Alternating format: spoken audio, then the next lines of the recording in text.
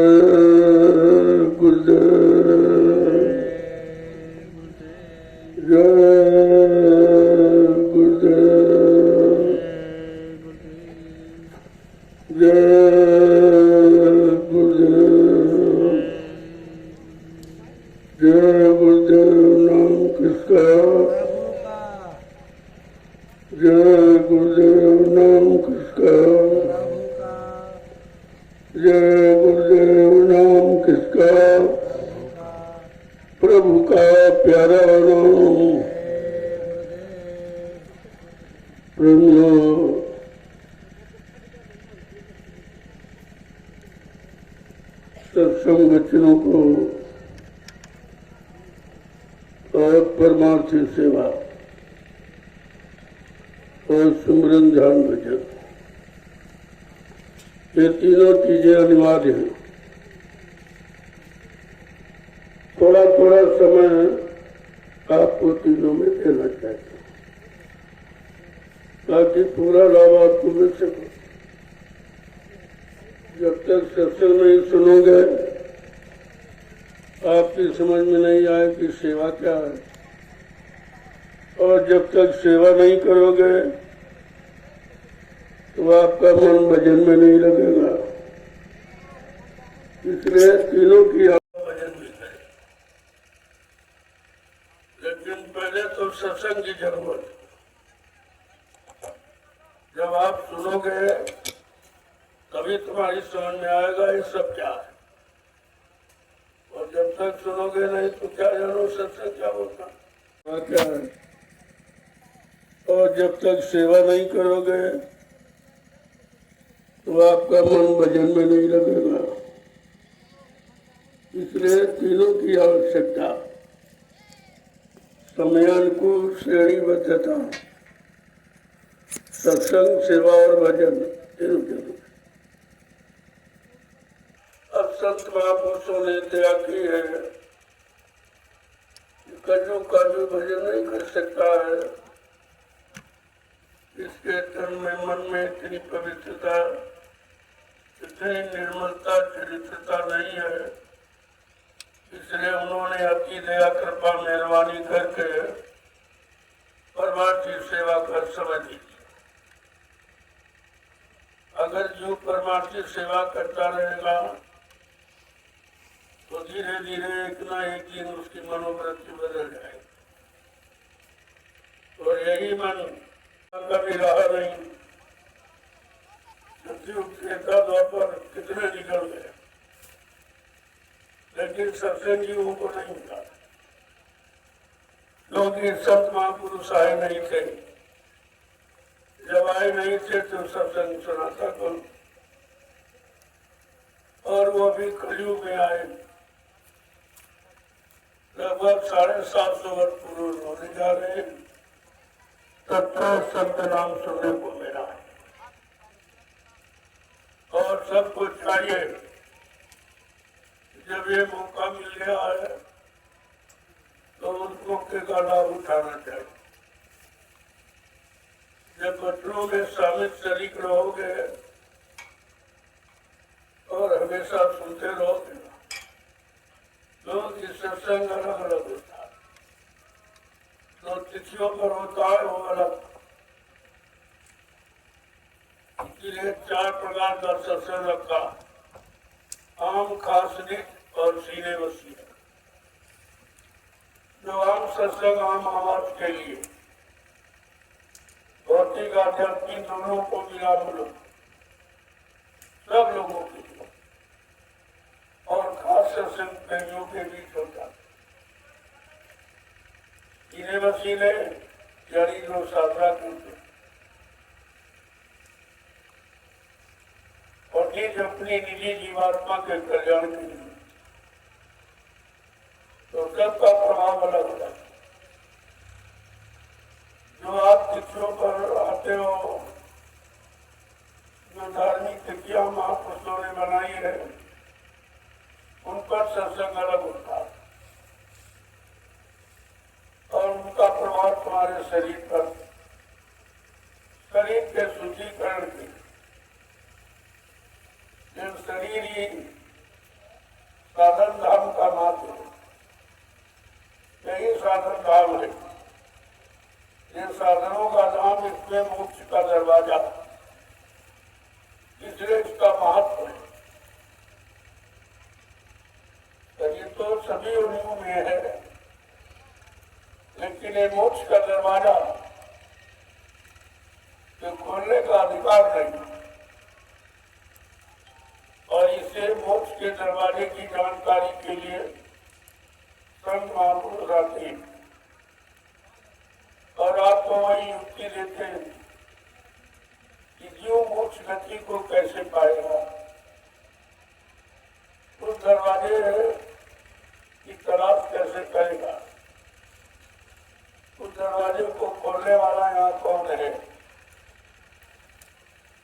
कहा गुरु कोई खोज करो भाई, बिल्कुल रात कोई नहीं मिले, अच्छे सच्चे सम्राट गुरु की तलाश करो, जिसने अपनी जीवात्मा को जगा लिया हो और परमात्मा से मिला, वो तुम्हारी भी जीवात्मा जगा देगा। लेकिन जिसने जीवात्मा को नहीं जगा पाया, कीर्तन गाना नहीं समझ पाया जीवात्मा परमात्मा क्या, ऐसे जड़ जीवों से आपका काम नहीं हो, वो खुद ही अपना काम नहीं कर पाए, तुम्हारा क्या करेंगे। वो इसकी जनता की ममता में फंसे पड़े और जड़ कभी चेतन की तरफ जा नहीं सकता। जब तक चेतन उनमें प्रवेश होकर दया नहीं करेगा, तब तक ये जड़ जड़ी है। महापुरुषों ने कहा कि संत महापुरुषों को अधिकार है, वो जड़े करे चेतन, वो जड़ को भी चेतन बना देते हैं। जब अपनी चेतन जीवात्मा इन जड़ शरीरों में प्रवेश कर देती, तो वो जड़ शरीर भी चेतन हो जाता, उठना बैठना काम करना, खाना पीना, देखते आप हमारा आपका शरीर भी जड़ी है। अगर परमात्मा की चेतन जीवात्मा निकाल दी जाए तो हमारा आपका शरीर खत्म हो जाए, एक सेकेंड में खत्म। ये तो चेतन जीवात्मा के कारण आपको जिंदा चेतन की चलता फिरता दिखाई दे रहा। तुझे परमात्मा की दया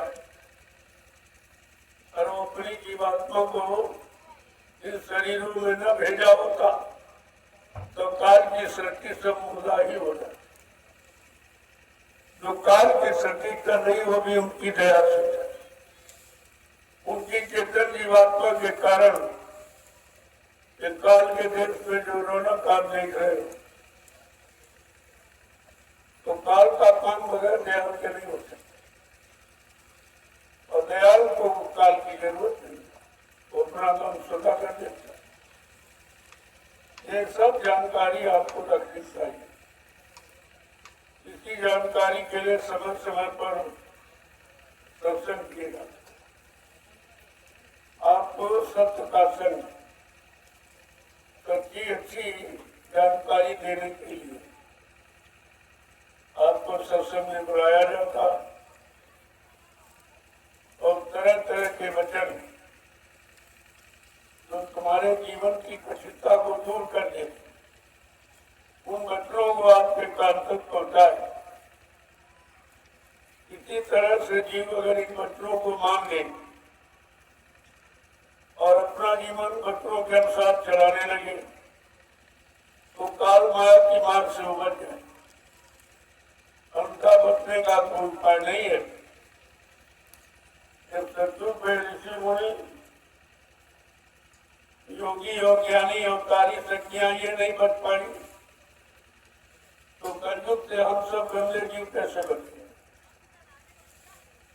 इन्हीं कलयुग के जीवों के लिए संत पधारे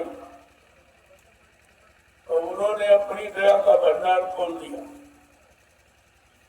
अब लेने वाले जीव ले रहे हैं, बाकी बेचारे रह जाने पता नहीं है कि भंडार से लेने का तरीका क्या है। उस पावन भंडार से हम अपना काम बनाने वाला सामान कैसे लें? तो सत्संग सुनाने का मतलब यही है। जो आध्यात्मिक भंडारा लेके आए हैं वो सब धर्म का भंडार है। तो तुम कैसे उस भंडार में से अपने मतलब की चीज पाओगे? तो कहते हैं सेवा करो। सेवा करोगे, सेवा का मतलब उनके आदेश हुकुम का पालन और बच्चों को अपना जीवन का आधार बनाओगे। अब उसी हालात के अनुसार चलोगे तो उनकी दया पाने के अधिकारी बन जाओगे। ऐसे आप दया के भंडार से दया प्राप्त कर सकते हैं। लेकिन जीवों में समझ नहीं है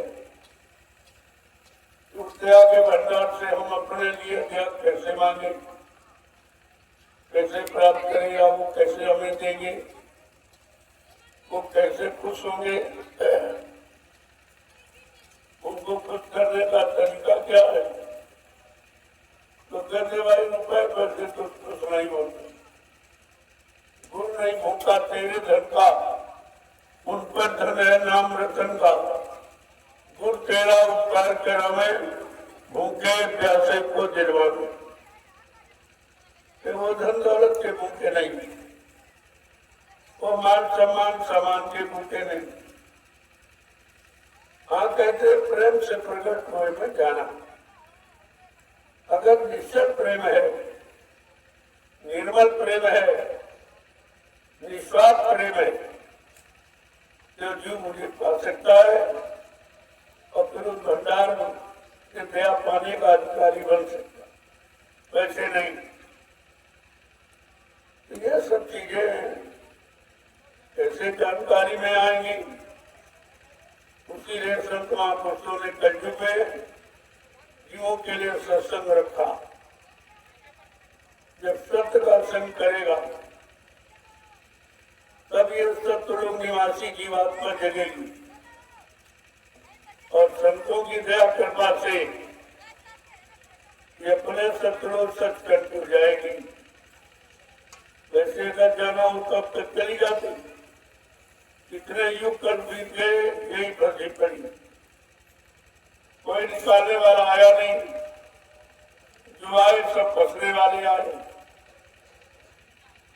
काल माया ने लोभ लालच देकर सबको फंसा दिया। कोई राज में, कोई पाठ में, कोई धन दौलत में, कोई मान सम्मान अधिकार में, कोई पद पुत्री बाल बच्चों में। तो ऐसा वो बात निकलने की है। अब निकालेगा कौन? जो निकला वो खड़ा हुआ था, जिसने अपने आप को सब तरफ से निकाल लिया। काम क्रोध रूप मोह अहंकार ये आपके जीवात्मा के पक्के शत्रु है। इन्हीं के कारण जीवात्मा निकल नहीं पा रही। ये आज घेराबंदी डाली और कह दिया भाई किसी जीव को निकालने मत देना और सब लोग अपने अपने चौकसी से तैनात हो। तो काम अपनी जगह पर, क्रोध अपनी जगह पर, लोभ अपनी जगह पर, मोह अपनी जगह पर, अहंकार अपनी जगह पर, ईर्ष्या जो सभी सब अपनी अपनी जगह पर तैनात है। आपको निकलने नहीं देंगे। तो कहता काल अरे भाई जो तुम लेना तो ले लो। तो तुम कहने की बात तो करते हमारे देश में रहो, हम तुम्हारी सब समझाते। तुमको धन देंगे, दौलत देंगे, औरत देंगे, बच्चे देंगे, मान देंगे, सम्मान देंगे, अधिकार सब। लेकिन हमारे देश से जाने की बात नहीं। और जी बेचारा जानता नहीं था, सारे तो सब कुछ दे रही है, ले लो। अब उस लालच में उसने वो ले लिया। तो किसी का सामान ले लोगे तो आप उसके चक्कर में जरूर फंस जाओगे, उसके अनुसार आपको चलना पड़ेगा। तो किसी आदेश को तो आप काट नहीं सकते, क्योंकि आप उसके गुलाम हो गए। गुलाम को इतना का अधिकार है कि मालिक के हुक्म को काट दी। और धीरे धीरे ऐसे सब जीव फंसे और सब फंसे पड़े। निष्कर्ण की कोई राह न पावे, उलझत उलझत और उलझा दे। निकलने का तो रास्ता मिला नहीं, जो आया उसने और उलझा दिया। जब तक यह चेतन की बात सुलझेगी नहीं, तब तक तो छुटकारा मिलने वाला है।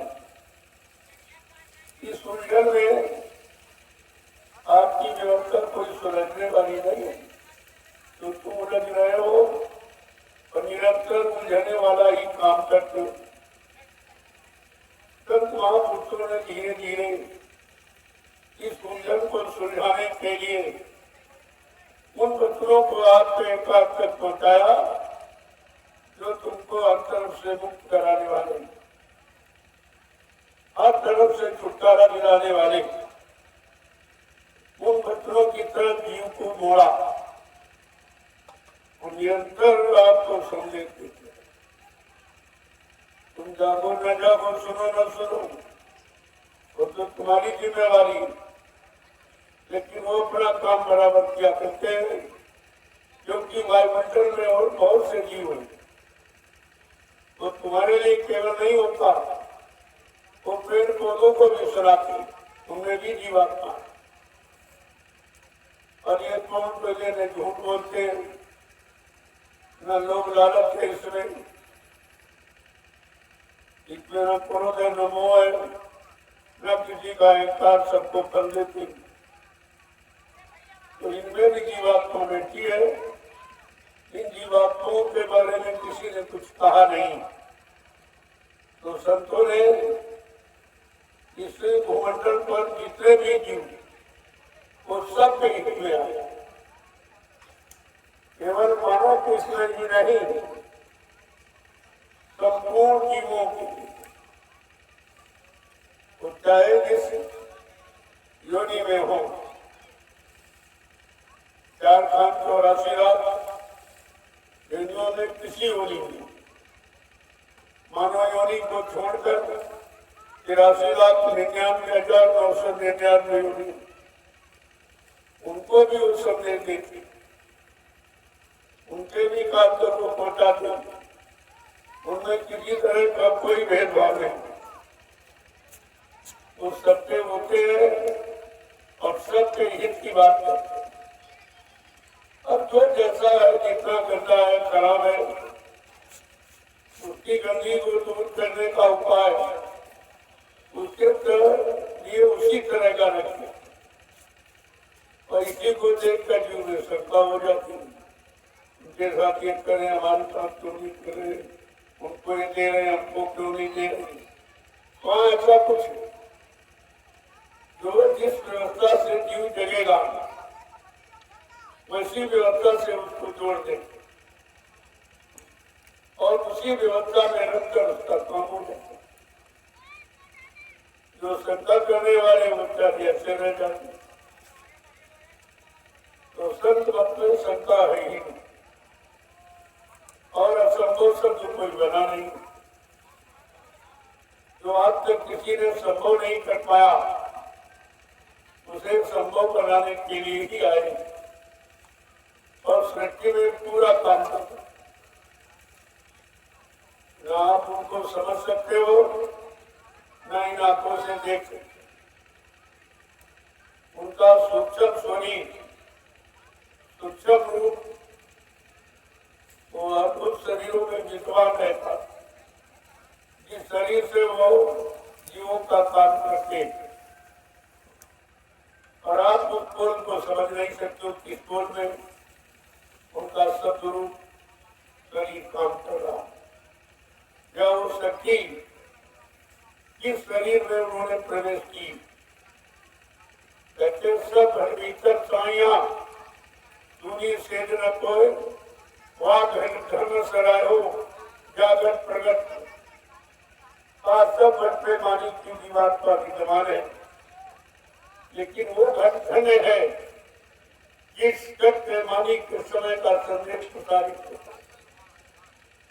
अपना ज्ञान अपनी युक्ति जिस शरीर पे लोगों से पहुंचाते हैं, कहते वो शरीर मेरा ही है। इसलिए कहा मेरे अनंत रूप और पूर्ण रूपों में जो किसी को नहीं जानते, तो तुमको अपने काम की बात सोचनी है कि हमारी जीवात्मा का कल्याण कहाँ से, जहाँ से हो जाए तुम समझ लो यही मालिक का रूप। मालिक की दया इसी से आपके काम तक पहुँचाई कर रहे। जब मंत्रों का जितना ज्यादा पालन करोगे तो धीरे धीरे शंका को करोगे, और जब तक शंका नहीं जाएगी तब तक आपको आत्मविश्वास नहीं होगा, और जब तक आत्मविश्वास नहीं होगा कोई चीज आपको मिलने वाली नहीं। तो इन सब चीजों को ध्यान में रखो। सत्संग कोई निरर्थक नहीं होता। हर समय पर शत्रुओं का राज अलग अलग होता है। जो वचन तुम्हारे काम के हैं, तुम्हारे काम में सहयोग करने वाले, उन्हीं वचनों को समय से आपके काम तक पहुंचाया जाए। तो अपना समय बेकार नहीं कर, तुम भले अपना सुनकर बेकार कर दो, और आपने कर दिया। जब इतने दिनों सुनाया गया तो आपने क्या, किसी की समझ में तो आया नहीं। अगर एक भी वचन समझ में आ जाता तो तुम अपने गुरु को कभी नहीं छोड़ते, कभी अपने गुरु में तुम शंका नहीं करते, कोई भूल भ्रम संदेह ही नहीं, वहां तो शंका रह ही नहीं सकती। शंका का समाधान गुरु के वचनों से ही होता, और वो सब करके दिखा देते। अगर जीव सुनकर नहीं समझ पाता है तो अपने वचन का समय निश्चित है, उस समय पर करके दिखा देंगे। लेकिन तब तक आपका जीवन निरर्थक चला जाएगा। अगर समय से जुड़ जाओ और समय से उसको अपने जीवन में उतारने लगो विश्वास करके, तो आपको लाभ मिल जाए। जो लाभ चाहने वाले प्रेमी वो कभी बड़े गुरु के वचनों में कोई शंका नहीं, गुरु में कोई शंका नहीं करते, क्योंकि गुरु शंका निवारण करने वाला होता।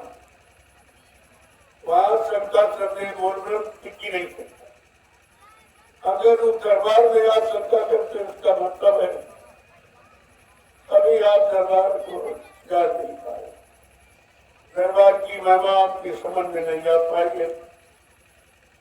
तो जिस दिन समझ जाओगे उसी दिन अपने आप को न्यौछावर कर दो और प्रायश्चित करोगे मैंने बड़ी गलती की। अगर पहले समझ जाता तब तक हमारा बहुत काम हो जाता। तो धीरे धीरे वो समय आ रहा कि घड़ी आपको पछताना पड़ेगा। 14 जुलाई 1952 से 2012 ये 7 वर्ष का समय आपको समझाने जगाने में दिया, और आपने इतना समय गंवा दिया। न गुरु को समझ पाए, न गुरु के वचनों को। गुरु किस लिए आए, किस काम के लिए आए, यदि आप नहीं जान पाए, क्योंकि आपने अपना काम उसे करा नहीं पाए, तो नुकसान के सिवा आपके हाथ में कुछ नहीं लगा। और अगर इसी तरह शंका करके मूल भ्रम में पड़े रहोगे तो कुछ मिलने वाला नहीं है। तब तक आपका जीवन खत्म हो जाएगा। जीवन रोज का रोज कमी होगा। एक दिन जो सुबह शाम कहके निकाल रहे हो ये आपका जीवन कब होगा, और एक दिन ये जिनकी समाप्त हो जाए, क्योंकि कलयुग में 100 वर्ष का समय आपको मिला, वो भी अच्छा खान पान, अच्छी संग सोबत, अच्छे कर्म करोगे तो, बुरे खान पान बुरी संग सोबत में बन गए तो 50 में खेल खत्म हो जाए। तो कितने लोग जा रहे गंदा खान पान में बन गए और 30-40 में ही चले जाए। यानी तो अपने जीवन में आग लगाना हुआ कि तुम अपने जीवन में आग लगा रहे हो तो तुम दूसरे के जीवन को क्या समझोगे। और यही कारण है कि दूसरे जीवों का भी जीवन, उन जीवों को मारना, काटना, सताना और उनके मुर्दा मांस को खाना, ये सब अज्ञानता ही तो है। अगर ये जानकारी हो जाए कि जैसी हमारे में दर्द है वैसे इसमें भी दर्द, ये भी परमात्मा का बनाया और हमारा भी बनाया, दर्द तो सब है, दर्द में कोई कम ज्यादा की बात नहीं है। और तुम जब भूल जाते हो अपने दर्द तो दूसरे के दर्द को भी भूल जाते। ये मारना काटना क्यों लोग कर रहे, बेचारे दर्द को नहीं कर, उनमें रहम और दया समाप्त हो। पशुओं से भी बदतर उनका जीवन, रहम दया तो पशु भी करता है।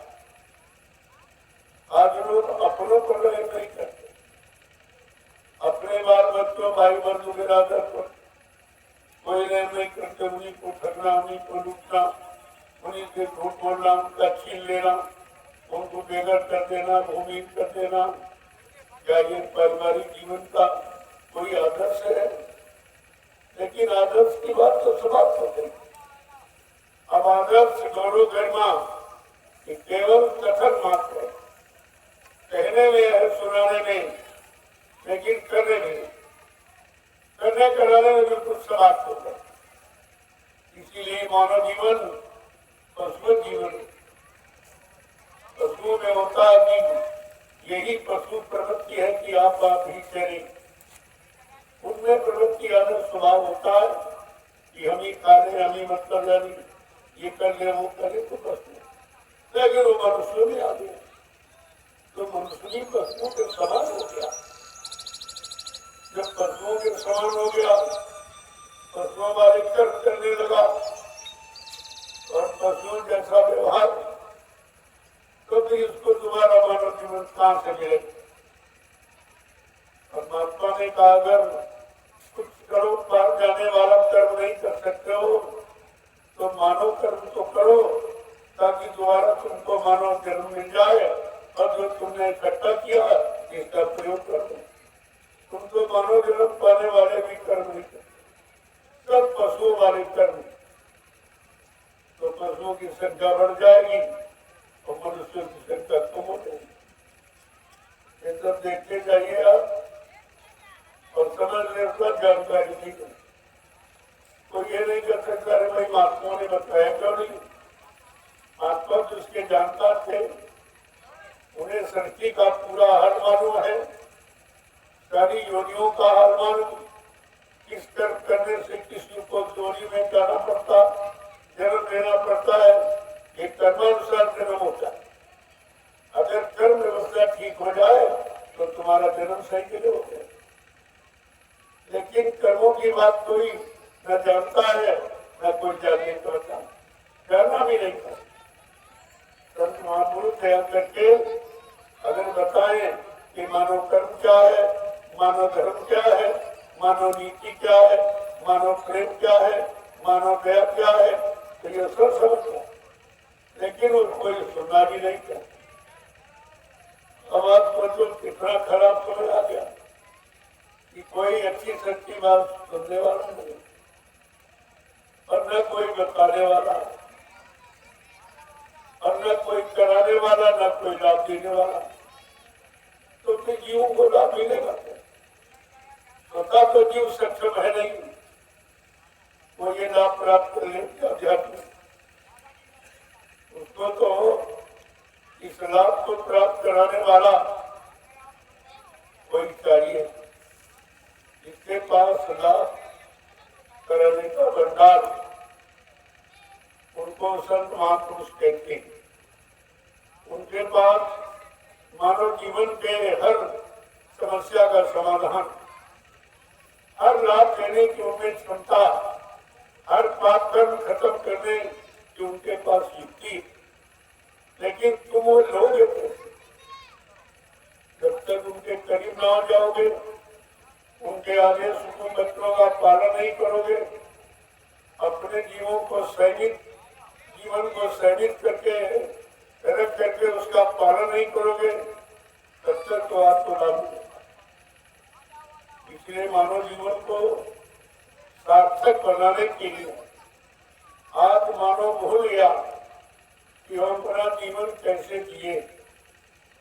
ये खाना पीना कमाना ये जीना नहीं, ये तो 6 कर्म सभी जीव करते हैं।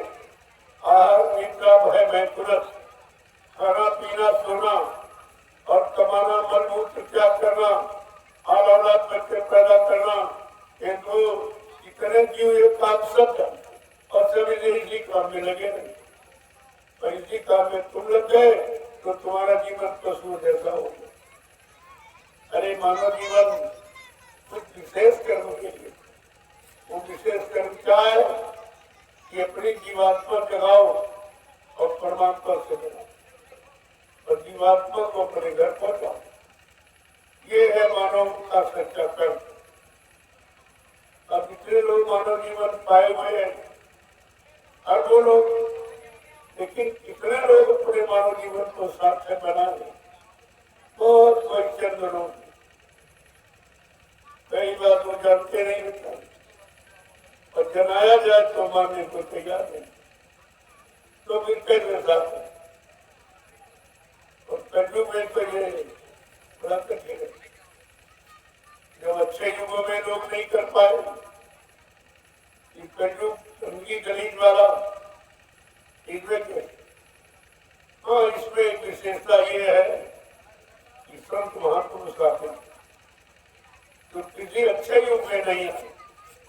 अच्छे युग में आना उन्होंने पसंद क्यों नहीं किया? अरे भाई तो अच्छे ही है, जो खराब है, जो कुछ नहीं जानते हैं, जिनका कोई सहारा नहीं है, जिनका कोई रक्षक नहीं है, तो उनके लिए तो उन पर भी वो प्रक्रिया कर दिया। अरे बादशाह तो सबने पकड़ा, गंदे जीवों को कौन पकड़ेगा? यही संतों की महिमा। उन्होंने आपसे पूछा नहीं तुम कितने गंदे हो, कितने गंद कर्म किए हो, कितना गंदा खान पान किया, ये कुछ आपको को नहीं पूछा और आपको शरण में ले लिया, गोद में बैठा लिया और नाम का दे दिया। ये कोई नहीं। अगर बच्चा अपने शरीर की गंदगी में लिपटा पड़ा हो तो माँ भी गोदी नहीं लेती। गंदगी में कोई नहीं गोद लेता, लेकिन मालिक की दया देखो, कर्मों की गंदगी की बदबू तो इस पृथ्वी के साथ से निकल, लेकिन तुम्हारे बुरे कर्मों को बिल्कुल ध्यान ही नहीं दिया। पाप कर्मों की कोई गणना गिनती नहीं की, न आपसे पूछा और न आपसे परहेज किया और तुमको शरण में ले लिया और गोद में बैठा लिया।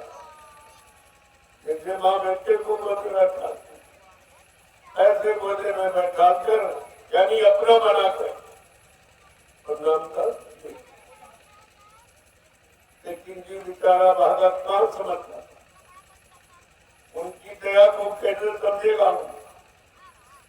क्योंकि दया का कभी एहसास तो उसको हुआ नहीं। वो क्या जाने दया कैसी होती है, कैसे आती, किस कर्म से आती है, किस रीति से आती, कुछ नहीं मालूम। तो दया अगर अचानक आ भी गई तो भी नहीं आप समझते। जो दया की गई 10 जुलाई 1952 से कमा गई और एक पर नहीं 45 करोड़ की नोट, लेकिन साझे कोई जीव रख पाया हो, बाकी सब ने देह को फेंक वो रखना ही जाना। पहले कहते एक तो जीव रखना नहीं जानता, अगर दया करके संत महापुरुष दे दे तो रखना, इसको लेना नहीं जानता, दूसरा रखना नहीं दे दे तो न लेना मालूम न रखना, दया की जाए तो कैसे जीव तक कैसे पहुंचा ही जाए। इसने करते कर्म शरीर इंद्रियों से किए हैं, पहले इसकी सफाई कर। अब शरीर इंद्रियों को धोने का कोई साधु तो बना नहीं, कोई नदी का दरिया तो साफ करेगा नहीं। उसके लिए संतों ने अपना सत्संग जल जो कोई पावे मैदाई सब करता। जिस किसी को सत्संग रूपी सत्ता का जल मिल जाए और वो विश्वास करते उसको अपने में प्रयोग करे, यानी स्नान करे, वो बात करने पर कहते सब मैदाई कर, किसी तरह की गंदगी करे सब। सत्संग बच्चों में इतनी पहली धार है कि सारी गंदगी को काट करके बात, लेकिन समझ में आवे सबको।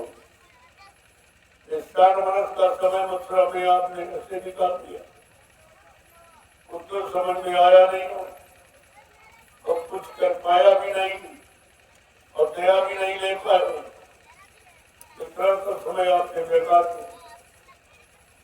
लेकिन दयालु कृपालु कभी पीछे हटने वाले नहीं। उन्होंने जो वादा किया है उसको पूरा करके ही वैसे जाने वाले नहीं है। ये मानव प्रवृत्ति में स्वभाव होता है, कभी कुछ कहने लगता, लेकिन महापुरुष में ऐसा कोई स्वभाव। इसी बात देखो महापुरुष पहले मर्यादा पुरुष और अवतारी शक्तियां थी, अब महापुरुष है जो अपनी इच्छा से आते जाते, उनको न कोई भेजता है न यहाँ से कोई समय के पहले ले जा सकते। ये दोनों चीजें हैं। जो अपनी इच्छा से आया है, अगर कर्म की कोई जानकारी दी है या कोई वादा किया है बच्चों से, तो जब तक एक वचन वो पूरा नहीं कर देंगे यहाँ से जाने वाली नहीं। पहले तुम्हारा अल्लाह बचाने जुड़का करने से थोड़ी कुछ, बल्कि तुम अपना नुकसान कर रहे हो और तुम्हारे कहने से जितने भी भ्रमित हो गए उनका भी बोझा तुम्हारे पर चढ़े। ये तो बेचारे कभी जा ही नहीं पाएंगे।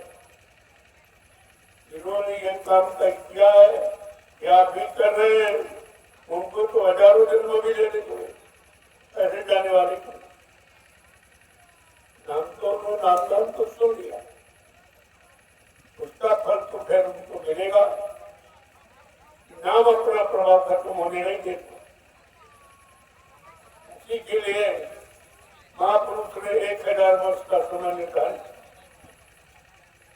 1000 वर्ष में जितने जीवों को नामदान दिया सबको पास। अगर जो एक ही जन्म में जाना चाहता है जन्म में चला जाए, लेकिन अभी सब कैसे जो पहुंचाने आया ले जाने आया उसी में श्रद्धा कर रहे, उनके वचनों में श्रद्धा, उनकी युक्ति और बातों में श्रद्धा है। ये विचार कैसे करूंगे? वही लीला है, इतने अपने आप को आत्म समर्पित कोई शंका करने को कहते स्वप्न में भी अपने गुरु में विरोध नहीं आता। वो परमार्थी जीव एक जन्म के पास स्वप्न में भी विरोध नहीं आता। संतुष्ट, इतना आत्मविश्वास उसको हो गया कि गुरु में कोई कमी है ही नहीं। तभी हमारी कमाई, तो कमाई का आदेश दिया वो हमने नहीं किया, समय नहीं दिया, और बगैर समय के लिए कई लाभ मिलता नहीं। मान लो आप खेती करते हो, अगर समय नहीं दो तो पैसा नहीं, समय देना पड़ेगा। व्यापार दुकान करते हो, समय नहीं दो तो वहां भी कुछ नहीं मिलेगा। नौकरी करते हो, पूरा समय नहीं दो तो फुल पेमेंट आपको नहीं मिलेगा। इसी तरह ये नाम की कमाई है। इसमें भी संत महापुरुषों ने हम सब कलयुग के गंदे कमजोर जीवों के लिए कितना कम समय रखा। 24 घंटे में 1 घंटे सुबह, 1 घंटे शाम, जब तुम्हारे पास संसार, शरीर, परिवार का कोई काम न, शाम को सोने के पहले, भोजन के पहले 1 घंटा ये मनुष्य रूपी मंदिर में आत्मा से परमात्मा का सत्य भरे, जिसमें 1 पैसे का खर्चा, परमात्मा पाने में कोई खर्चा नहीं। अरे परमात्मा की सारी ये सत्संग तुम उसको क्या दे सकते? उसने तुमको दिया है और तुम उसी का सामान उसी को लौटाते हो या तुम दान करते हो। तुम्हें पता नहीं है कि सामान कितना तुमको नंगे के लिए आए थे, तुम्हारा यहाँ देने का क्या अधिकार? लेकिन बेचारा नहीं जानता है, और अज्ञानी जी उसने क्या मालूम।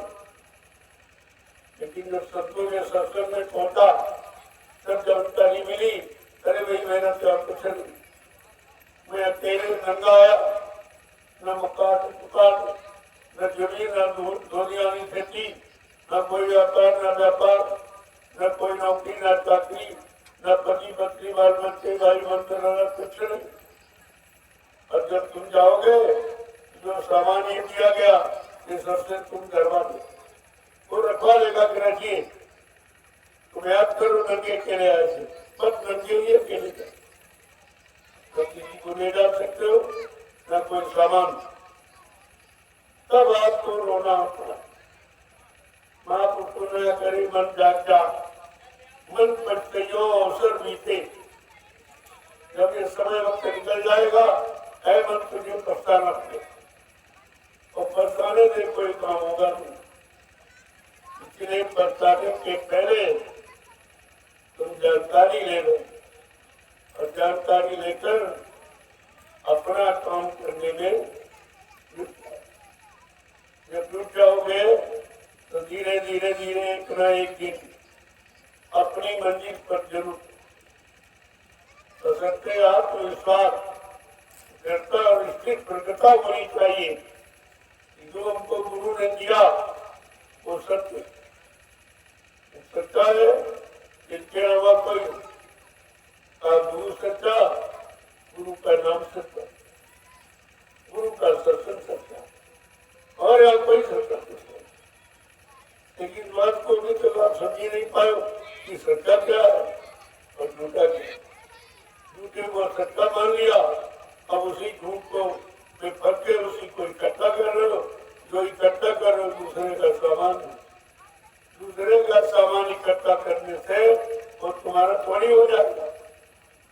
वो तो जब चाहेगा तब आपसे छीन लेगा, फिर तुमको जीवन भर पछताना पड़ेगा कि हम दूसरे का सामान ही इकट्ठा करें। हम ये कबाड़ी बनकर कबाड़ी ही इकट्ठा करते, लेकिन फिर रोने के सिवा तुम्हारे पास कितना चाहिए। इसलिए संत महापुरुष समय के पहले आपको जानकारी दें कि तुमको पछताना रोना ना पड़े, और अपना काम बना दो, काम बन जाएगा, आपका जीवन सार्थक हो जाएगा। और जो तुम्हारे काम के लिए आया उनको तो कोई अपना काम करना नहीं, उनको कोई राजपाट दौलत की आवश्यकता तो है नहीं। वो जीवों के काम के लिए आए हैं और जीवों का काम करके ही जाएंगे। समय के पहले कि जाओ जाग जाओ, अपना काम करा लो, ये आपकी बुद्धिमानी है। लेकिन ऐसी बुद्धि किसके पास जो समय के पहले जान जाए या जानकारी ले ले, अपना काम बना ले। और कम कोई कोई बिरला बिरला संत सिपाही जो द्वार तुम्हारी आया, ऐसा तो कोई कोई चीज सोच। बाबा जी ने स्पष्ट शब्दों में आपके सामने रखा था, ये 1 करोड़ हमारे मोरा फकीरी भेद धारण करने वाले, ये मेरे सतयुगी सिपाही, हमें इन पर भरोसा है। मैंने कोई तपस्या करने के लिए ये फकीरी भेद धारण कराया। अगर ये काट की लंगोटी से कोई काम होता न दिखाई दिया तो इसको उतरवा के घास की लंगोटी लगवा दूंगा, लेकिन काम करके ही मानूंगा। तो कितनी बड़ी बात है। अभी तो समय आपके सामने नहीं लाया गया और तुम समय के पहले ही आ गए बात कर, तो अभी तुमको क्या मिलेगा? समय के पहले मैदान छोड़ के भाग गए हो तो तुमको क्या मिलने वाला? बताने के सिवा तुम्हारे हाथ कुछ लगने वाला नहीं। लेकिन संत अपना बीज कभी निर्बीज नहीं होने देते, तो कोई न कोई अपना माध्यम बनाकर जीवों को जगाने के लिए वो तो काम कराते ही नहीं। अब करने वाला कौन है, कौन करेगा, एक तो आपको नहीं। जब गुरु की पहचान नहीं तो उसकी पहचान आपको कैसे हो जाएगी? किससे काम कराएंगे, कौन काम करेगा? लेकिन ये कहा सब घट भीतर सारिया सुनी से जन कोय, वहाँ घट धन सराय हो जागत प्रगट। सब घट में हमारी जीवात्मा मालिक की हो, हमको सब प्यारे हैं। लेकिन जिस घट से मेरा संदेश प्रसारित होता वो घट मेरा ही, वो घट खास खुदा का है, जिससे खुदाई पैगाम संदेश प्रसारित कराया जाता। और उसको भी पता नहीं कि हमसे क्यों कराया जा रहा, क्या कराएंगे, आज क्या कराएंगे नहीं मालूम, कल क्या कराएंगे उसको पता नहीं। तब मैं जो चाहूंगा वो कराऊंगा। अगर बता दूंगा तो अहंकार आ जाएगा, अहंकार आ गया तो ये अपना बेकार हो जाएगा। इसलिए आप तुम्हें कमाई करने का आदेश पालन करने का अधिकार है, खर्च करने का कोई अधिकार नहीं, क्योंकि ये दौलत हमारी कमाई मेरी निजी है। ये नाम मेरा जगाया हुआ ये मेरी निजी दौलत है। तो कमाई करके अंत में जहाँ तुम्हारा काम कोई नहीं करेगा, इसी नाम की कमाई की वही को पेश करके काल के सारे कानून को पार करके किया जाएगा और अपने जीव का काम कर दिया जाएगा। इसलिए आपको खर्च करने का चलते पहले के लोग तो थोड़ा बहुत उनको मिल गया, भौतिक लाभ को बर्दाश्त नहीं कर पाए। जो कोरोना गया तो वो श्राप दे दिया और खुश रह गए तो आशीर्वाद दे दिया। आशीर्वाद श्राप में सब चला गया तो चल गए। तो कहा मैं तो जानता हूँ तो जो सचिव देता तो अपन सचिव नहीं रोक पाए थोड़ा सा, जो नाम उनको भौतिक दे दिया गया तो आध्यात्मिक लाभ कद्दू का जीव कैसे रोका है? इसलिए 1 मिनट का करते हो तो 1 मिनट का आपका जमा, 2 मिनट का करते हो 2 मिनट का जमा, 10 मिनट का करो 10 मिनट का आपका जमा। यहाँ मतलब जो भी आप करते हो समय देखते हो आदेश पालन वो सब आपका जमा रहेगा और उसी से तो तुम्हारा काम करा दिया जाए। जब तुम्हारी जीवात्मा धर्मराज दरबार में होगी वो खाता खोलेगा, तुमने ये खराब किया वो खराब किया, ये किया वो किया, उसी समय गुरु कहेगा नहीं नहीं ये मेरे आदेश का पालन। इतने घंटे जीवन में इसने नाम की कमाई में दी। ये परमात्मा सेवा में दी है, जिसमें करोड़ों लोगों का नाम निहित है, जो कभी किसी ने नहीं किया। जब ये वही पेश होगी, इसके आगे उधर की वही को खारिज कर दिया जाएगा और गुरु अपने जीवों को बचाएंगे। इसलिए आपको खर्च करने का अधिकार नहीं है। और आप समझते हो हमको कुछ नहीं, न दिखाई दे रहा न सुनाई दे रहा। अरे दिखाई सुनाई दे के क्या कर लोगे? कहीं भाषणबाजी करोगे, कहीं आशीर्वाद के हिसाब खत्म हो जाए, क्योंकि फोकट का माल आपको मिला है और जिसने कमा करके दिया है उसे मालूम है कि तुमको हमारी कमाई है, ये तुम्हें कमाने का अधिकार है, खर्च करने का अधिकार। इसलिए आपकी समझ में आता नहीं, जैसे कुछ नहीं हो रहा। वहां जब से गए न भजन होता, न ध्यान होता, न सुमरन होता, और ये सब होता। जब ये कह दिया गया केवल हाजिरी दो, उस दिन में तुम्हारी सब कुछ मान लिया जाएगा। बड़े रहो दरबार में, धक्का धनी के खाओ, कबू दीन दयाल के भरत पड़ेगी कर। जब ये इस पर खुश है तो फिर आपको करना ही क्या है? और तुम कर ही क्या सकते हो? क्या कभी तुमने किया है? जैसे लोग कहते हमारा भजन नहीं बनता, तो उन्होंने कहा क्या कभी बनता था? क्या कभी बनाया तुमने?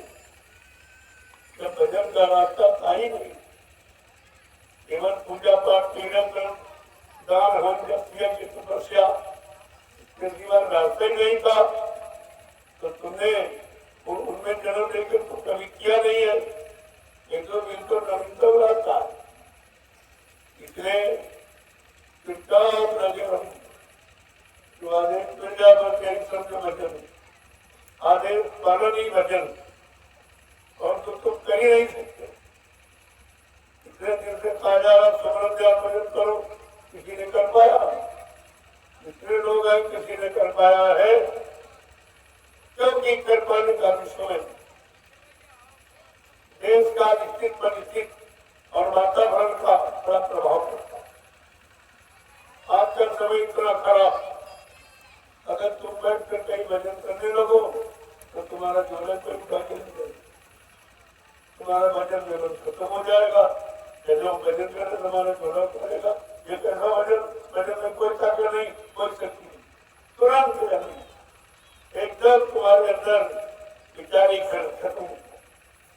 इसलिए का पहले भजन का माहौल बनाया जा रहा, उस माहौल भूमिका व्यवस्था का नाम है दूरदर्शी। इसके द्वारा उन्हें बनाया जाएगा। जब सब तरह की शांति और सुकून आपको मिल जाएगा, हर जगह लोग तो कहा उन्होंने सबको शाकाहारी बनाऊंगा, सबकी जीवात्माओं में लगाऊंगा, परमात्मा से मिलाऊंगा। जब तक वो समय नहीं आएगा तब तक भजन कोई कर नहीं सकता। और अगर बिल्कुल कह दिया जाए तो खराब हो जाओ, तो कहा कि बच्चे को सिखाने के लिए कहते पट्टी ले जाओ और टेढ़ी मेढ़ी लकीरें बनाओ। टेढ़ी मेढ़ी लकीरें जो बनाने लगता, धीरे धीरे एक स्थिति बना देगा। ये टेढ़ा मेढ़ा रास्ता जो आप चल रहे हो तो भी कर पाओ, लेकिन कम से कम बैठो तो। जब बैठने की हाजिरी आपकी मंजूर है और बैठने में ही आपको लाभ देने का वादा, फिर तुम्हें किस बात की चिंता? ये समय निकल जाएगा, फिर आपको करना पड़ेगा। तो ताकि अभी सामने कर लो, या बताएगी कुछ तुम करो कुछ हम करे, और हमारी तुम्हारी मेहनत से हमारी विजय हो जाएगी।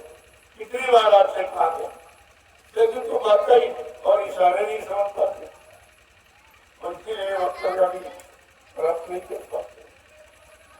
तो हर चीज की जानकारी समझ से आपको दी जा रही है। हिंदुस्तान का विश्व में कोई नहीं कर सकता। अब तो विश्वव्यापी संदेश सब जगह पहुंच रहा, क्योंकि ये काम विश्व में कहीं हो ही नहीं रहा। लोग जिनमें परिश्रम करना भूल गए, रात्रि में जो संग्राम सेवा हो रही है, कौन जाए? रात्रि संग्राम सेवा ये सबको चकित किए, क्योंकि ये सीधा प्रसारण यहाँ से हो रहा और सबकी नजरअंदाज, सबको मतलब दिखाया जा रहा कि देखो तुम समझते थे कहीं कुछ नहीं है, लेकिन नहीं, हिंदुस्तान धार्मिक धरा है, वहां पर आज भी धर्म की नींव इतनी मजबूत है, ये सब आपका दिखाएगा। अध्यात्म की जड़ें इतनी मजबूत तरीके से गाड़ी जा रही है, इसको लखों बरस कोई उखाड़ के फेंक नहीं सकता। अरे तो फिर वो समझो, तुम ये काम कर रहे, तुम्हें नहीं मालूम और तुमको खुद ही कोई से स्वार्थ नहीं पूछा जाए, भाई तुमको मजदूरी मिलती क्या, इसलिए आए हो, ये मिट्टी तोड़ रहे हो, कहते भाई आदेश है, आदेश के सिवा कुछ आप कहते ही नहीं। तो आदेश का मतलब कि अब आदेश पालन कर रहे हो, और जो आदेश पालन कर रहा उसको लाभ से वंचित कौन रखेगा, तो लाभ आप पाए जाओगे। और ये लाभ आप साधारण है कर सकते, अरे भाई खोद रहा है कोई, तो कोई भर रहा है, कोई उठवा रहा है, कोई ले जा रहा, एक जलिया में कितने लोगों का लाभ दिख गया, एक जलिया मिट्टी में कितने लोगों का परमार्थ बन रहा, पहले इसको समझो। और तुम करके भी नहीं समझ पा रहे हो कि कितना बड़ा लाभ। और ये इसलिए रखा गया, कोई जीव ये लगता है कि हमारे पास सब कुछ है, अरे भाई कुछ नहीं, तुम खड़े तो देखो, जितनी देर सेवा करे उतनी देर खड़े रहो, तभी तुम्हारी तकलीफी मान ली जाएगी। खड़े रहकर तुमने अगर देखने वाला भी कोई होना चाहिए, और ऐसा अगर तुम करता है और देखने वाले न हो तो ऐसा का मतलब ये जो हो रहा है परमार्थी यानी काम, इसे देखने वाला भी तो होना चाहिए, और देखने वाला ही कोई परमार्थी हो, क्योंकि जितनी देर सेवा चल रही इतनी देर वो खड़ा भी नहीं कर सकते, वो भी उसके बस की बात है कि प्रेमियों को मेहनत को खड़ा होकर देखे, तो देखोगे आंखों से ये अच्छा काम, सच्चा काम, आदेश पालन का जो आंखों से देखोगे, ये तुम्हें कहीं देखने को भी नहीं मिलेगा। क्या ये लाभ नहीं है? अरे दर्शन का लाभ तो आइए, तो सब आपको करना चाहिए धीरे धीरे। जब समझने लगोगे तो लाभ तुम्हारी झोली में होगा। लाभ कोई देखता नहीं है, वो लेने वाला जो कर्तव्यशील तो जबरदस्ती लाभ लेने की नहीं था। ये कितना बड़ा लाभ है, अब आपको ये भी नहीं बन सका कि ये मिट्टी कितने युगों की जमी हुई। आज एक कलयुग की मिट्टी सतयुग में जा रही है, क्योंकि यहाँ पर लोग आएंगे, बैठेंगे और सतयुग का संदेश सुनेंगे। तो करना जी वो गरीब में रहेंगे और किसी की बुद्धि में नहीं समझा, केवल मिट्टी देख रहा हूँ कुछ नहीं। यदि मिट्टी नहीं है, एक दिन तुम्हारा शरीर भी मिट्टी में मिल जाएगा। शरीर को मिट्टी में मिल जाने से पहले अगर मिट्टी से ही तुम्हारा काम हो जाए तो इससे बड़ा कोई काम नहीं। ये बात आपको समझनी चाहिए। कोई न कोई हर काम में मां पूछूंगा राज रहस्य होता है, जिसे आप समझ नहीं पाते, और बड़ा काम तो आप कर नहीं सकते, वो आप एक क्षमता नहीं है, लेकिन ये छोटा काम तो है। काम छोटा है, लाभ बड़ा, ये देखा इस लाभ का, ये जो परमार्थी सेवा करते हैं लोग, इसका लाभ भजन के बराबर रख दिया गया। इससे बड़ा लाभ कौन सा, क्योंकि भजन तो जीव कर नहीं सकता। कलयुग में कामसुदे भजन नहीं हुई, तामसी आहार है, तामसी विचार है, तामसी क्रिया प्राप्त करना है, तो विचार कर ही नहीं सकते। इसलिए संत महात्माओं ने उनको तो काम करना ही है, उनको तो जीवों को ले जाना ही है, तो कोई न कोई तरीका युक्ति तो निकालेंगे, और वो भी सरल से सरल। कितनी बार बाबा जी ने मथुरा में आपसे कहा कि अगर हम अपने बच्चों को परेशान तकलीफ देखेंगे तो बहुत सरल युक्ति करें, बहुत सरल बना दूंगा। अब इससे सरल कर दो, ये तो हर व्यक्ति कर सकता है। जब सिर्फ ये मिट्टी रखोगे तो कितने जन्मों के कर्म कटेंगे। तो ये मिट्टी जहाँ पर डालोगे वहीं पर बैठ कर लोग तो लाखों बरस तक सुंदर ज्ञान भजन करेंगे। छोटा मोटा लाभ नहीं है, इसे मिट्टी मत समझो, ये समझो परमार्थी, हम इसी के लायक है, वो सेवा हमको मिलेगी। अरे भाई नहीं आप सोच सकते हो तो उठवा सकते हो, और वही लाभ है। क्योंकि मिट्टी की डलिया जब तक उस जगह नहीं पहुंच जाएगी, इसमें कितने लाभ जोड़ दिए गए प्रेमी, खोदने वाला, भरने वाला, उठाने वाला, ले जाने वाला, तो कितने वहां पहुंच गया एक आदमी उतारने वाला, कड़ा उतार के कितने लोगों का लाभ एक डलिया। पहले ये छोटा मोटा लाभ नहीं है, और ये काम हर व्यक्ति कर सकता है, इसमें कोई परेशानी आती नहीं। कुछ नहीं, जहाँ मिट्टी डाली नहीं वहां जाके हाथ से बराबर करो। तो जो हाथों से आपने पूरा कर दिया है वो भी कट जाएगा उधर। ये सब शरीर के हर अंगों, जिन अंगों से जन्म जैसा आपने कर्म किया है, उस कर्मों की अदायगी का रास्ता सत्य महापुरुषों के पास और किसी के कोई आपके कर्मों की अदायगी नहीं करा। एक बात कर्मों को कोई माफ नहीं कर सकता। इतना बड़ा ज्ञानी ज्ञानी हो, अब तुम जानते नहीं, इसलिए अपनी मनमानी करने लग जाओ कि नदी नहा लो तो पाप धुल जाएंगे। क्या ये पानी बहुत होता? तो इसमें जितने जीव रहते हैं वो फिर 24 घंटे उसमें रहते, उनके पाप नहीं धुल पाते। तुम्हारे एक दिन में ज्यादा चुका है। ये तो संतों की सड़क है, ये गंगा जमुना, ये नदियां संतों की सड़क। जब तुम आ जाओगे स्नान के लिए, कोई न कोई संत महापुरुष मिल जाएंगे, वो तुमको तुम्हारी जीवात्मा जगाने का रास्ता दे देंगे। इसलिए ये रखा गया। स्नान का मतलब ये कि संतों की सड़क, संत महापुरुष पहले इसकी किराए करते थे। कोई साधन पानी रेल मोटो क्या कराया, कुत्ते नहीं पैदल करते थे। तो जीवों के कल्याण के लिए उन्होंने नदियों के किनारे चलना अच्छा। तो जब कोई भक्त जीव मिल जाएंगे उनका काम हो जाए। जो पुराना रास्ता, अब तो ऐसा कुछ है नहीं कि सब बात पर नदियों के किनारे थे, अब तो बात खत्म हो गई। कब रास्ता बंद हो गया, तो घर घर ज्यादा केसर देने लगे। दरवाजे दरवाजे बाहर पुकार लगाकर अपना आपकी सत्य देने लगे लोग। और सरल कर दिया। ये है उनकी दया। दया में क्या नहीं हो सकता। जब दया गुरु की होती है, सूखी खेती हरियाती, इतना बड़ा लाभ है। अब गुरु की दया को कैसे लिया जाए? उनके आदेश हुकुम का पालन करो, और आदेश हुकुम आप मानते नहीं, अपनी मनमानी में रहते।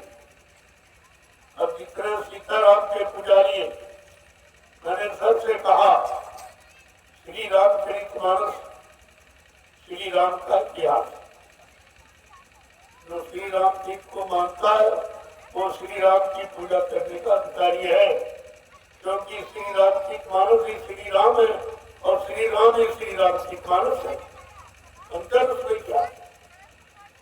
लेकिन रामचरितमानस कुछ कहती, तुम कुछ करते हो, तो तुम कहाँ से मानते? सीताराम कहने से तुम्हारा काम नहीं बनेगा, बल्कि आपको सजा मिलेगी अगर उनके मुताबिक आपने कर्म न किए। सीताराम ने कहा है कि हमको कौन पाएगा इस कलयुग में।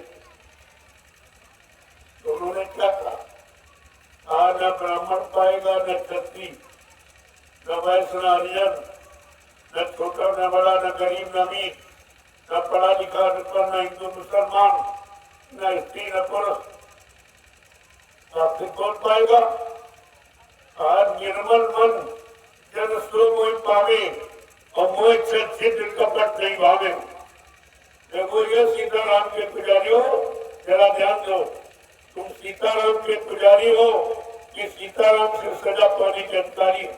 अभी तक तुम इसे नहीं समझ पाए हो कि सीताराम का उद्देश्य क्या, सीताराम का जीवों के प्रति आदेश क्या, हुक्म क्या। लेकिन रामचरितमानस सब बता रही है, क्योंकि वो संत गोस्वामी जी महाराज की रचना। ये संतों का काम इस सत्य बात को बताना और किसी का काम। उन्होंने कहा है कि अगर सीताराम को पाना है तो वो निर्मल मन जन सो मोहि पावे। कहते जिनका मन निर्मल साक्षात पवित्र वो मुझको पाए। एकदम गंदगी खाने वाले, कोई गांजा पी रहा, कोई पीट पी रहा, कोई चरस पी रहा, कोई दारू पी रहा, मुर्गा मीट खा रहा, ये सीताराम के पुजारी है। अरे क्यों बदनाम करते, उनको सब सजा मिलेगी। इस सजा से तुम बच नहीं सकते हो।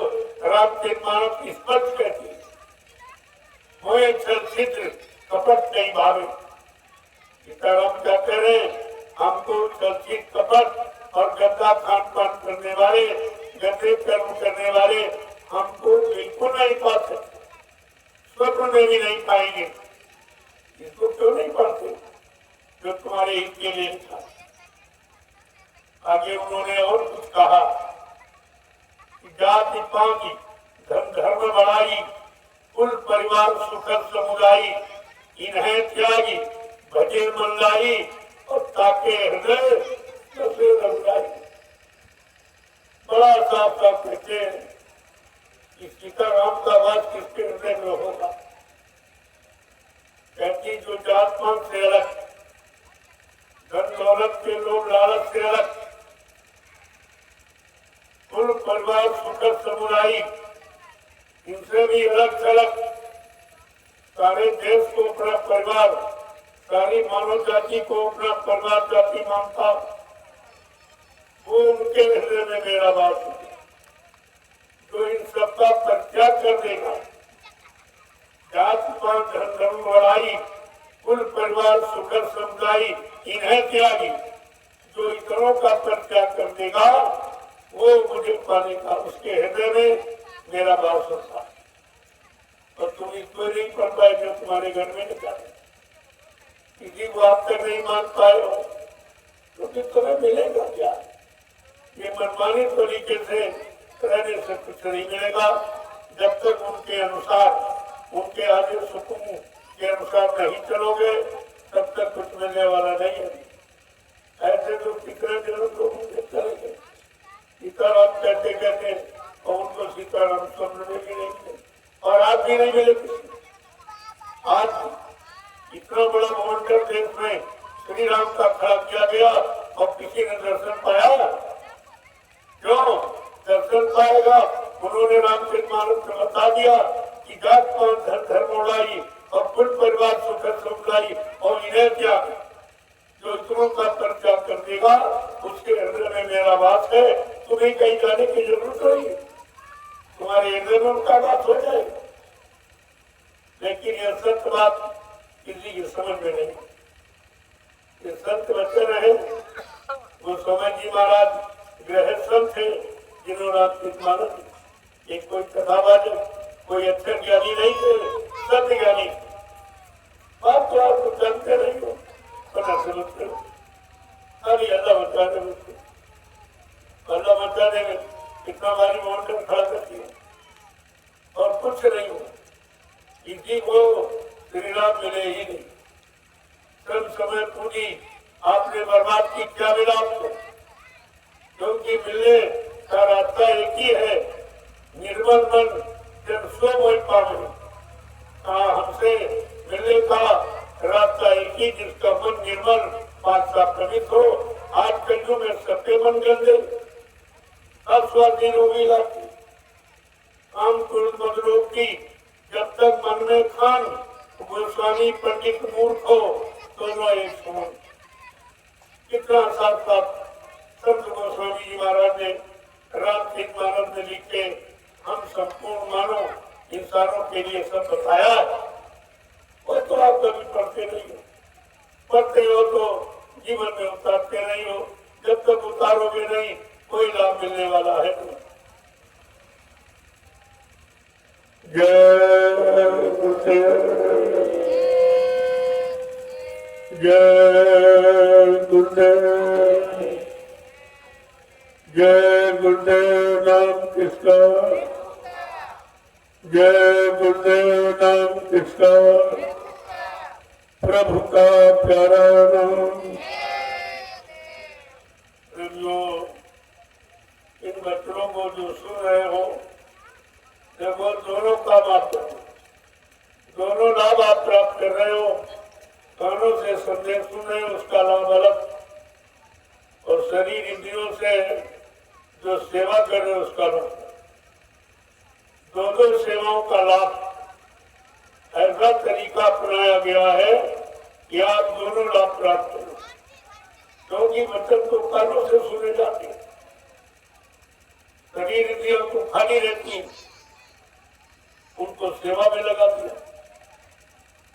शरीर इंद्रियों से जो पूरे कर्म किए उसको स्मृति से मांझो, साफ कर, उससे आपके पाप कर्म सब साफ हो जाए। क्योंकि ये वो मिट्टी है जहाँ पर डाल रहे हो। आगे आने वाले भविष्य में लाखों लोग इसी मिट्टी पर बैठ के भजन करेंगे, सेवा करेंगे, सत्संग सुनेंगे, लोगों को प्रसाद वितरण भोजन भंडारा चलाएंगे। कितना बड़ा लाभ इस मिट्टी में छिपा हुआ। आज तक कोई यहाँ नहीं आया। इस मिट्टी का महत्व किसी के दिल दिमाग में नहीं, कोई नहीं जानता था।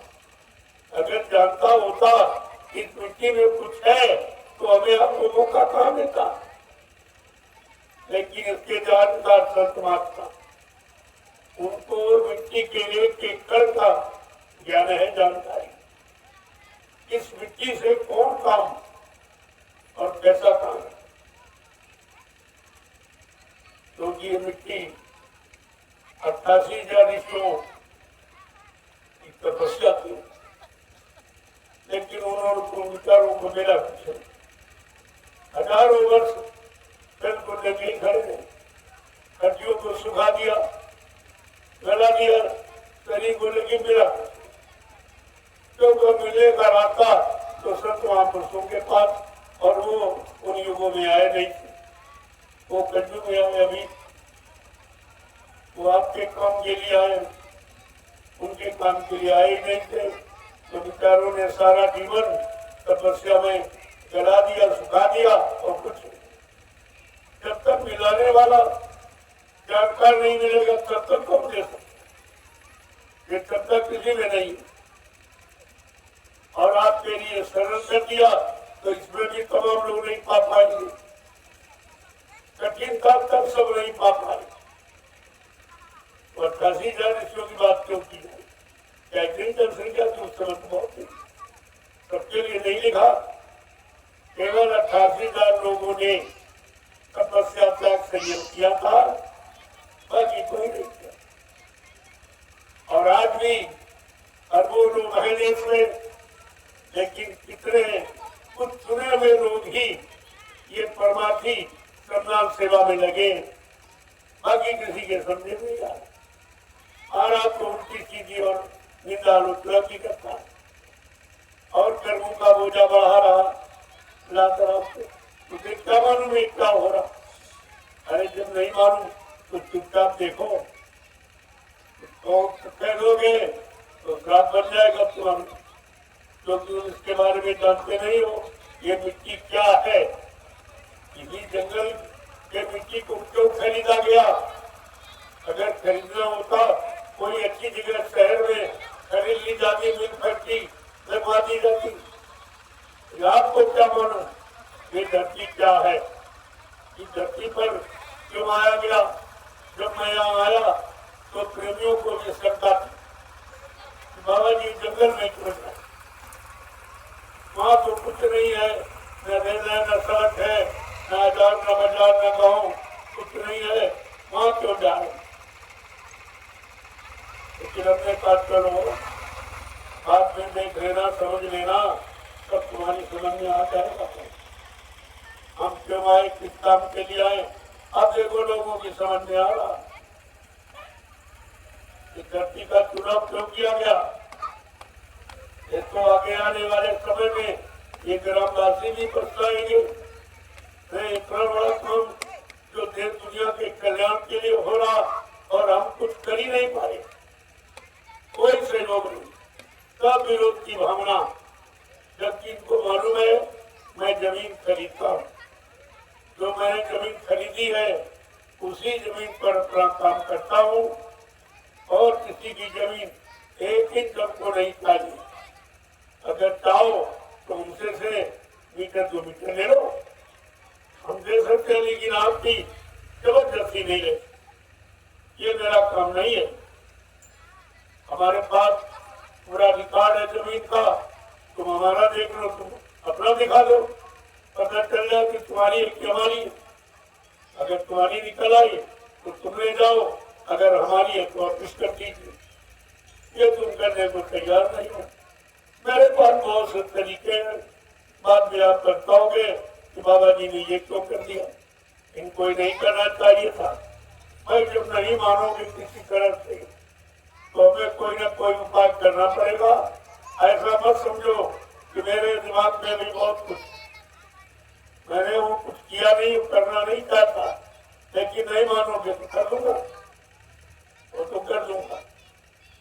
इतनी जितनी जमीन जीएस पड़ी इसको मैं लीज पर खरीद लूंगा, सरकार से लीज पर 90 वर्ष के लिए 1 करोड़ रुपए में खरीद, फिर तुम इधर आ नहीं सकते, गांव का कोई व्यक्ति इधर नहीं आ पाएगा। और जितने साल से तुम कब्जा किए हो उतना आपको भरना पड़ेगा, तो तुम्हारी बीघा 2 बीघा जमीन वो भी बिक जाएगी। इसलिए हमसे कोई ऐसा काम मत कराओ जिससे तुम्हारा नुकसान। हम लाभ देने आए हैं, लाभ ले लो। मैं किसी की जमीन जबरदस्ती नहीं लेता हूँ, खरीदता हूँ, और खरीदने का मेरे पास सब प्रमाण है। आप प्रमाण देख लीजिए, हमारी छोड़ दीजिए, फ्री ले लीजिए। हम तो तुम्हारी एक इंच भी ऐसे नहीं करें। अगर खुशी में देना चाहते हो तो पैसा दे दो, हम फ्री देते नहीं, हम दान कराते नहीं, हम भीख मांगते, हम भिखारी नहीं है, हमको खरीदते। समय आएगा तब आप बताओगे। इतना बड़ा काम लोग पहले धर्म के लिए जमीन धान में देते थे और यहाँ के लोग मोल भी नहीं देते। पहले ये समझो तुम्हारी नीति कैसी, कितनी खराब सोच है यार।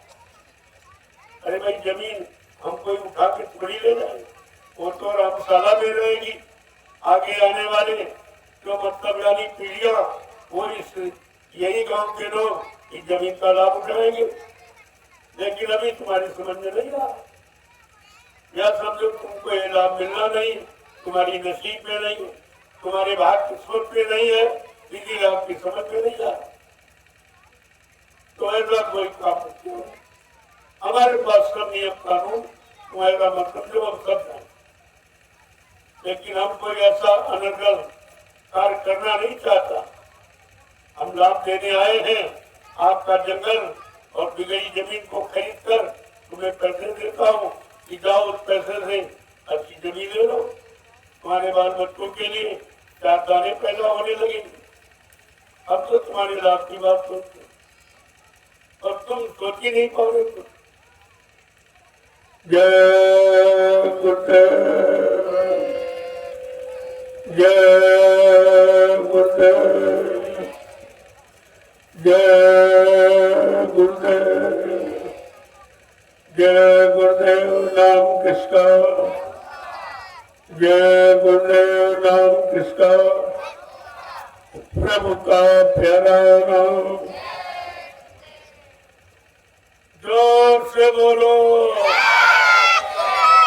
सब मिल बोलो, बोलना होगा, अभी से बोलो। दुख दर्द हरेंगे, सब कष्ट मिटेंगे, सुख शांति भी देंगे। सबके दाता, सबके मालिक, प्रेम से बोले, ये नाम नहीं इंसान का,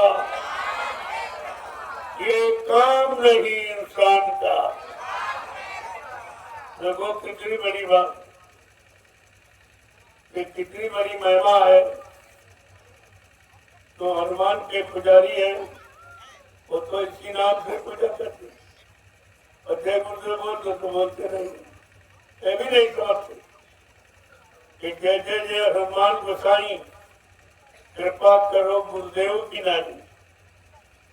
भक्त कह रहा है, हनुमान जी हमारे पर गुरुदेव जैसी दया करो, जैसे गुरुदेव अपने भक्तों पर करते हैं वैसी दया हमारे पर। तो कुछ जानते नहीं हो, समझ में तुम्हारे कुछ आता नहीं है, एक को जानते नहीं।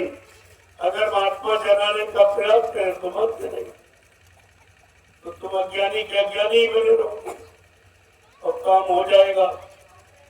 क्योंकि काम हो रहा है उसे कोई रोक नहीं सकता। ये आप देख रहे हो कितना बड़ा काम कि इंसानों के बस का, सरकार के बस का। अगर बस का होता तो जंगल था आज मतलब अच्छी जमीन में परिवर्तित होता, उसके भी बस की बात नहीं है जो काम हम आपके सामने करके दिखा रहे। और आपको ये सोच लेना चाहिए, ये जंगल झाड़ी साफ कराना किसी के बस की बात नहीं है। इसमें तुम्हारे लाखों रुपए चले जाएंगे, ऐसे तुम्हारे पास है नहीं। और मैं तो आपको पैसे देता हूँ और जंगल झाड़ी खुद ही साफ करता हूँ, आपको कहीं साफ करवाता हूँ। तो सोचना चाहिए तो काम हो रहा है उसमें आपका भी सहयोग होना चाहिए, क्योंकि आपके गाँव में हो रहा। मैं भी आपके रामशाला का निवासी हो गया हूँ। रामशाला की जितनी जियत पर तुम्हारा अधिकार है और सबसे ज्यादा मेरा अधिकार है, क्योंकि रामशाला में मेरे पास जितनी जमीन किसी के पास, किसी के पास नहीं है। मैं तुमसे ज्यादा प्रयोग करने का अधिकार रखता हूँ, ऐसा नहीं है कि हम कुछ जानते। मैं भी जानता हूँ कि 1 बीघा जमीन है, 4-5 बीघे तुम घेरे पड़े हो और हमको शिक्षा देते हो, हमको नीति सिखाते हो, क्या हमें नहीं मालूम?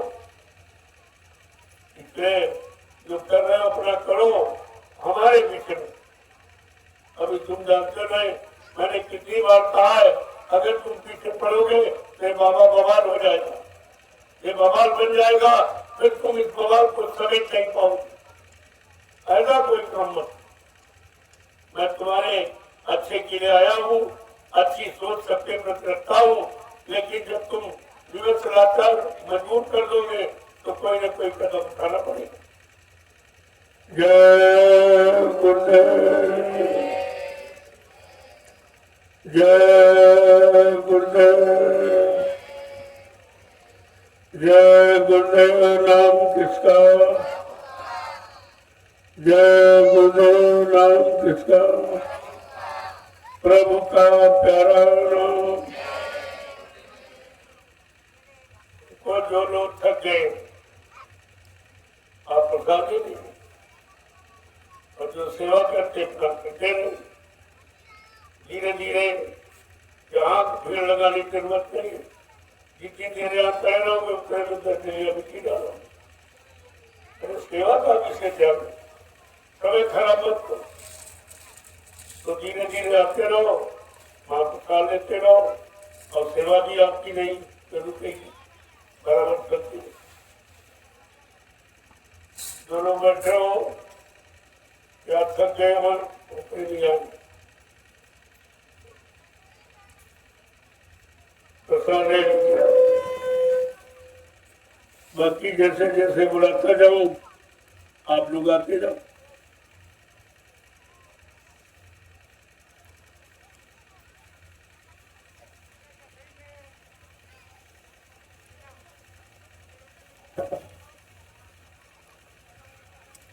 करो जो लोग बैठे हैं थक गए हैं वो प्रसाद ले लिया।